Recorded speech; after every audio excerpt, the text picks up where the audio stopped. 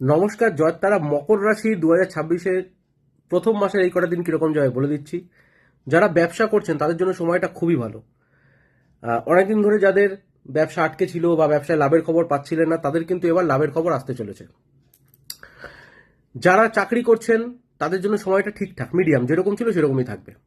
তবে যারা ব্যবসা করছেন তাদের একটা পয়েন্ট বলে দিই, তারা কিন্তু নতুন কোনো ব্যবসা আপনি শুরু করতে পারেন, পার্টনারশিপ বিজনেস করতে পারেন। নতুন করে পার্টনার আপনি পেয়ে যাবেন, লোন পেয়ে যাবেন।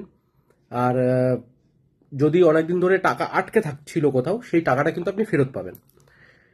যারা প্রেম করছেন বা সিঙ্গেল আছেন, প্রেম যারা করছেন তাদের প্রেমের একটা নতুন দিশা খুলে যাবে, আপনি সিরিয়াস হবেন, বিয়ে পর্যন্ত ভাবতে পারেন। যারা সিঙ্গেল আছে তাদের লাইফে কেউ আসতে পারে, বন্ধু হয়ে আসবে প্রথমে, তারপরে আপনি সিরিয়াস হবেন।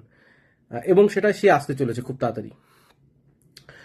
যারা ঘুরতে যাওয়ার কথা ভাবছেন তারা কিন্তু ঘুরতে যেতে পারেন। আপনারা অনেকদিন ধরে যদি কোনো প্রপার্টি কেনার কথা ভাবছেন, প্রপার্টি নিজের কাছে নিজের নামে করার কথা ভাবছেন, তাহলে সেটা হবে। কোনো ফ্ল্যাট বুকিং করতে পারেন, কোনো গাড়ি কিনতে পারেন, হবে।